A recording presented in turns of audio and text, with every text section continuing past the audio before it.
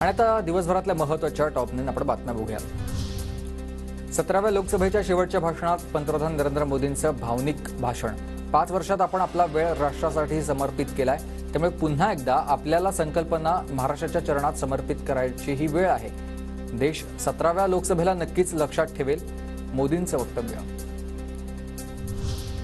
नागरिकत्व सुधारणा कायद्याची अंमलबजावणी आगामी लोकसभा निवडणुकीच्या आधी देशभर केली जाणार। केंद्रीय गृहमंत्री अमित शहा यांची मोठी घोषणा। कायदा लागू झाल्यानंतर कुणाचंही नागरिकत्व हिरावून घेतलं जाणार नाही, शहांकडून स्पष्ट। काँग्रेसचे महाराष्ट्र प्रभारी रमेश चेन्नीथला हे उद्धव ठाकरे यांच्या भेटीला।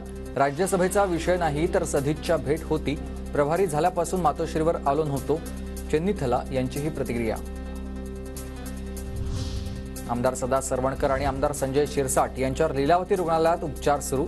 मुख्यमंत्री शिंदेंनी रुग्णालयात जाऊन दोन्ही आमदारांच्या प्रकृतीची केली विचारपूस। आई-वडील मला मतदान करत नसतील तर तुम्ही 2 दिवस जेवू नका, संतोष बांगर यांनी हे मतदारांना आवाहन केलंय।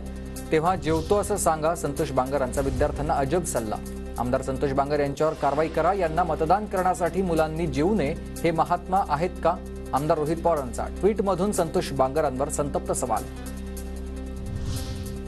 12, 13 आणि 14 फेब्रुवारीला उद्धव ठाकरे छत्रपती संभाजीनगर शिर्डी दौऱ्यावर। पदाधिकाऱ्यांशी जनसंवादाच्या माध्यमातून पदाधिकाऱ्यांशी संवाद साधणार। पुण्यात हिंदू महासंघाचं जरांगे आणि भुजबळांविरोधात जागरण गोंधळ आंदोलन। जरांगे आणि भुजबळ समाजाला फसवत असल्याचा आरोप। एसटी कर्मचारी पुन्हा एकदा आंदोलनाच्या पवित्र्यात।